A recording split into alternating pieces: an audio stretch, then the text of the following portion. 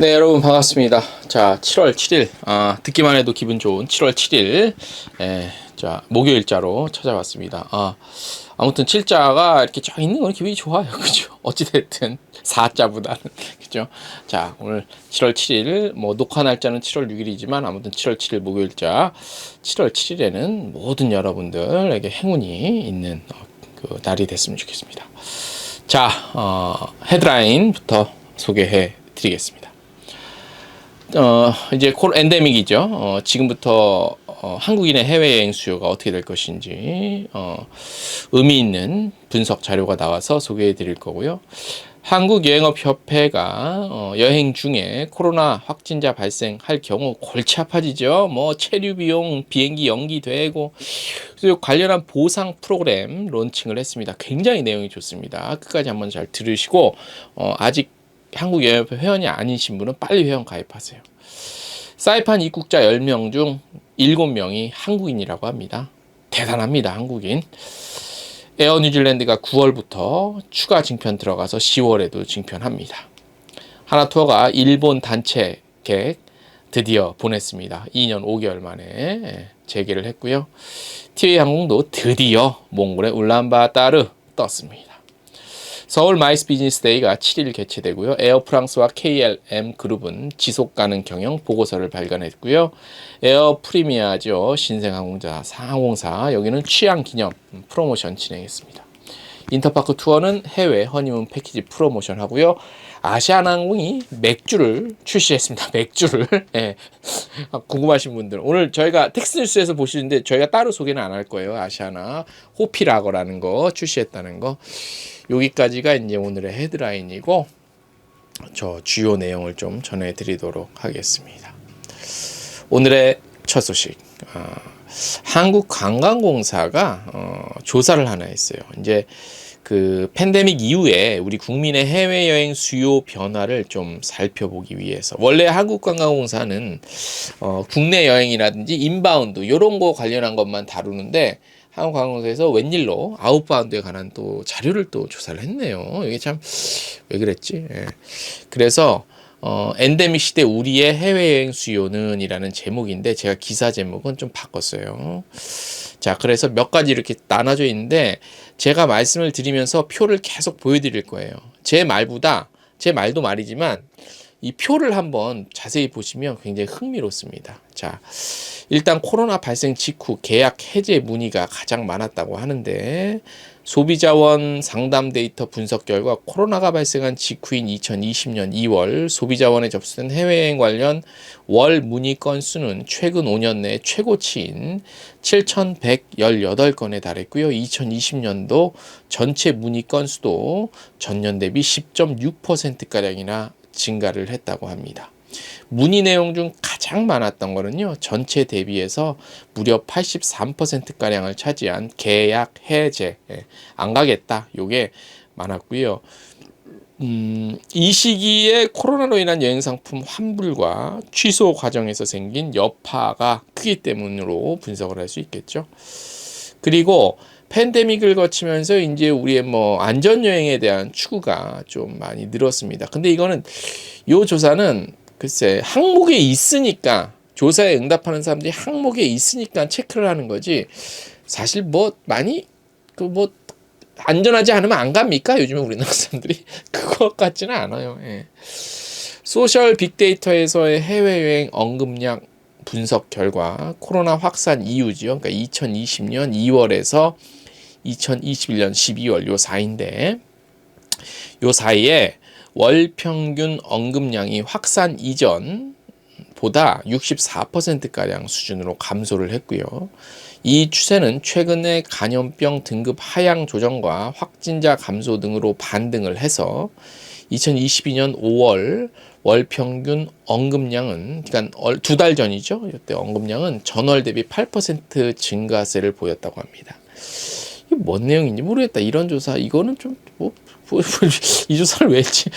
그 다음 해외여행 관련 활동으로는 자연체험여행, 그러니까 캠핑이라든지 오로라, 그 다음에 패키지 여행, 비대면 여행 순위가 코로나19 발생 이전과 비교해서 상대적으로 상승했대요.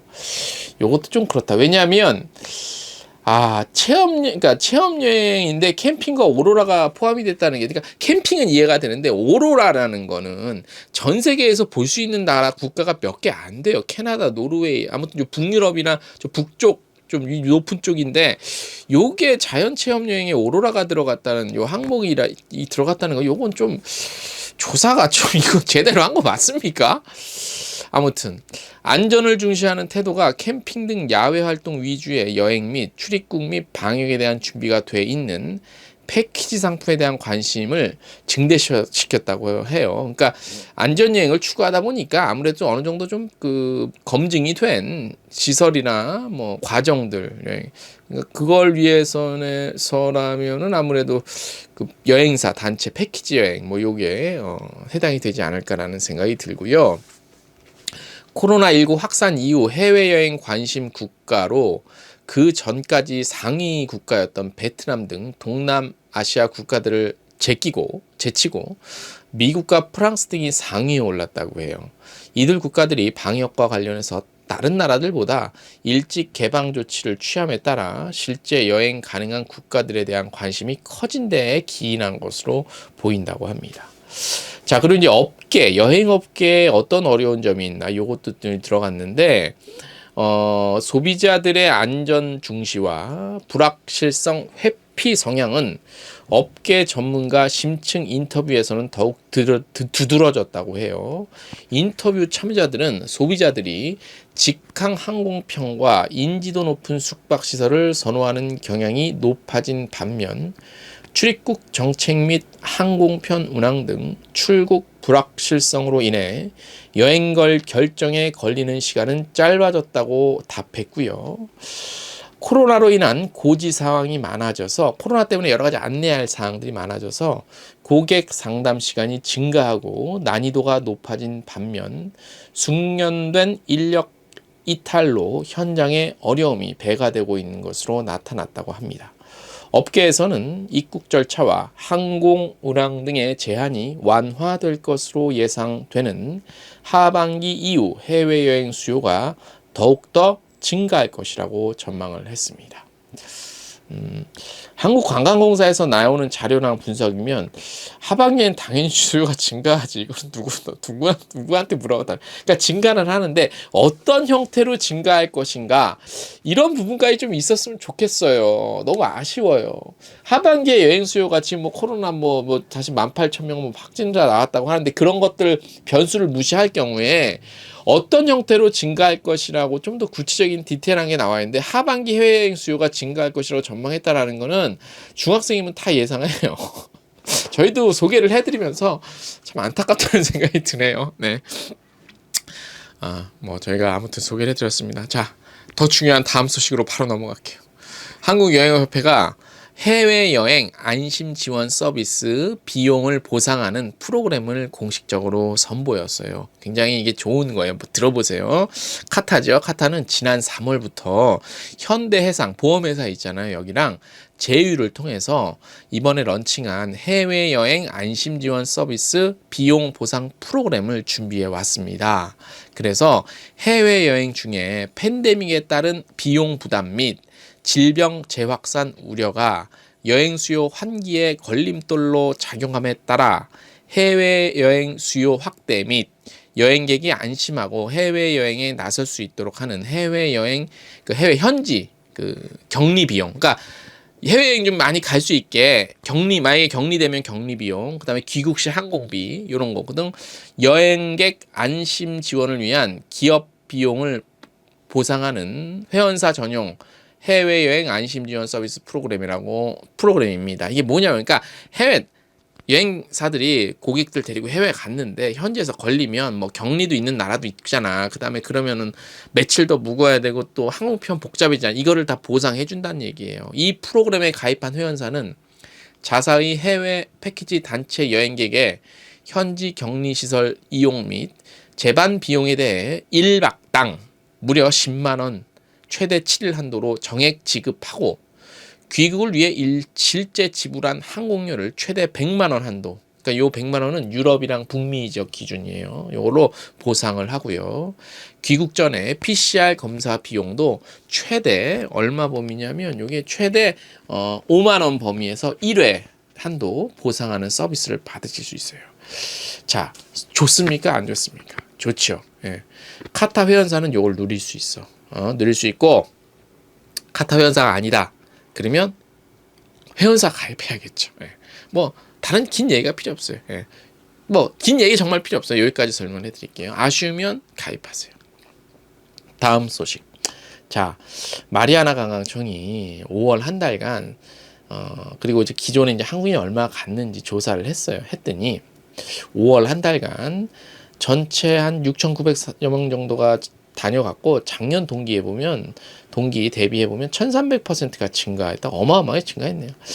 한국인 여행자는 이 중에서 5,300명. 그러니까 총 5월에 6,939명이 왔는데 사이판에 마리아나에 이 중에서 한국인 여행자가 5,303명. 그래서 사이판 전체 방문객의 76%. 대단하지 않습니까? 그러니까 사이판에 가는 사람 10명 중에 7명이 한국 사람이에요. 이렇게도 한국 사람, 저렇게도 한국 사람, 이렇게도 한국 사람. 2022년 사이판 방문 한국인 수는 각각 1월에 1,406명, 2월에 2,821명, 3월에 2,832명, 4월에는 그 2배인 4,251명, 5월에는 5,303명. 이렇게 쑥쑥쑥 증가하고 있습니다. 이는 2021년 작년이죠. 6월 트래블 버블을 체결한 이후에도 꾸준히 증가를 했습니다. 그래서 팬데믹 이후에 최대치를 기록할 것으로 보고 있습니다. 아유, 우리 사이판 마리아나 관광청 관계자분들 아주 좋겠습니다. 축하드립니다. 아무튼 우리 이사님도 축하드리고, 사이판 전체 방문자 수는 최근 6개월 동안 작년 동기 대비 매달 1000% 이상의 증가율을 보였고요. 사이판은 백신 2차 접종 완료하신 분들은 입국이 가능합니다. 예, 그래서 코로나 음성 확인서 지참 의무도 해제가 됐고요. 2021년 7월, 작년 7월부터 시작된 북마리아나 정부의 현지 PCR 검사비 무료 지원도 변함없이 유지가 되고 있으니까 많이들 가세요. 제가 안 그래도 어제 그냥 심심해서 항공료가 얼마나 하는지 봤거든요. 8월 1일 기준 사이판 얼마였더라? 괌이 제일 싼 게 한 60만 원 후반대였나 그랬어요. 사이판이 요거보단 좀 더 나갔던 것 같아. 다음 소식. 에어 뉴질랜드가 9월 19일부터 인천 오클랜드 노선 운항을 증편해요. 현재 에어 뉴질랜드는 주 1회 토요일날 운항 중이죠. 요게 이제 9월 19일부터 10월 29일까지 주 2회 월요일 토요일 증편하고, 10월 31일부터는 주 3회 월요일 목요일 토요일 이렇게 증편해요. 그러니까 에어 뉴질랜드 주 3회 10월 말일부터 운항입니다. 주 3회 운항하는 10월 31일부터는 시간대도 좀 바뀌어요. 인천에서 출발하는 거는 기존 오후 4시 한 50분쯤에 출발했는데, 요게 좀 바뀌어서 이제 오후 9시 45분, 전 10시 정도 가깝게 이렇게 출발한다는 거 알아두시기 바랍니다. 다음 소식. 하나투어가요, 코로나 이후 중단됐던 일본 단체객 2년 5개월 만에 보냈다고 합니다. 일본에서는 이제 여행사 통한 단체 여행객들에 한해서 지난달부터 일본 입국을 허용하고 있죠. 하지만 단체 여행 가이드라인 같은 것들도 상품 준비, 뭐 비자 발급 이것 때문에 준비 기간이 한 달 정도 소요가 됐습니다. 그래서 이제서야 이제 이루어진 거고요. 팬데믹 이후 하나투어의 첫 일본 단체 여행팀 20명입니다. 6일 도쿄로 출발했고요. 도쿄에 여러 곳을 둘러봤고요. 8일 인천공항으로 귀국을 한다고 합니다. 그리고 또 이제 계속해서 오사카, 후쿠오카 상품 연이어 출발하고요. 하나투어는 7월 출발하는 일본 여행 상품 예약 현황을 살펴본 결과 10대에서 30대 연령층이 전체 비중의 한 50% 이상, 연령대는 젊다는 얘기죠. 그렇게 예약이 들어왔다고요. 그러니까 일본이 여기 한번 터지면 또 어마무시한 나라죠. 다음 소식. 티웨이 항공이 드디어 6일날 인천 몽골의 울란바토르로 취항을 했습니다. 주 3회 수요일, 금요일, 일요일 일정으로 앞으로 운항을 이어가고요. 아무튼 몽골 노선이 핫했죠. 예전에 대한항공 독점이어갖고. 그래서 뭐 비용이 100만 원 이상이었죠, 그때는 항상. 근데 요즘 이렇게 어떻게 될지 모르겠습니다. 몽골이 이제 뭐 쉽게 예전처럼 쉽게 들어갈 수 있습니다. 그리고 티웨이 항공이 A330 300짜리 요게 이제 47석짜리예요. 그래서 비즈니스 클래스가 12석 정도 되고 나머지가 이코노미 클래스고요. 뭐 요 앞뒤 간격도 좀 넓다고 합니다. 다음 소식, 서울시와 서울관광재단이 마이스 업계가 한 네트워크 행사죠. 서울 마이스 비즈니스데이 7월 7일 조선 팰리스 서울 강남에서 엽니다. 혹시 관계되신 분들은 뭐 이미 다 알고 계시겠지만 참고하셔서 가시면 되겠고요. 에어프레미아죠. 신생항공사 국제선 첫 취항을 기념해서 10일까지 인천 싱가포르 노선 항공권 구매하는 고객 대상으로 초특가 프로모션 선보입니다. 이코노미 편도 기준 79,000원, 항공우님, 유료 할증료, 공항시설료 모두 포함된 금액입니다. 단 7월 10일까지 항공편 예약한 고객에 한해서만 적용이 되고요. 탑승 기간은 7월 5일부터 10월 말일까지입니다. 그래서 뭐 새벽 시간에 출발하나 보네요. 예, 새벽 시간에 출발하니까 뭐 새벽 여행 가는데 새벽 출발이면 어떻고 뭐 밤늦게 출발이면 어때요? 그 다음에 보잉 787-9 드림라이너를 또 도입을 했다네요. 네, 여기까지 오늘 저희가 준비한 소식이고요. 여름에는 좀 더워서 좀 저희 저를 좀 줄여볼게요. 한 20분 가량 채웠는데 중요한 거 몇 개 빼고 좀 줄여볼게요. 러닝 타임을. 네. 자, 내일 7월 7일 목요일 저녁 8시 유튜브 여행중개소 채널에서 라이브 방송하겠습니다. 내일 뭐 할 거냐면 제가 예전에도 말씀드렸던 것처럼 내일 글 쓰는 거 한번 해볼게요.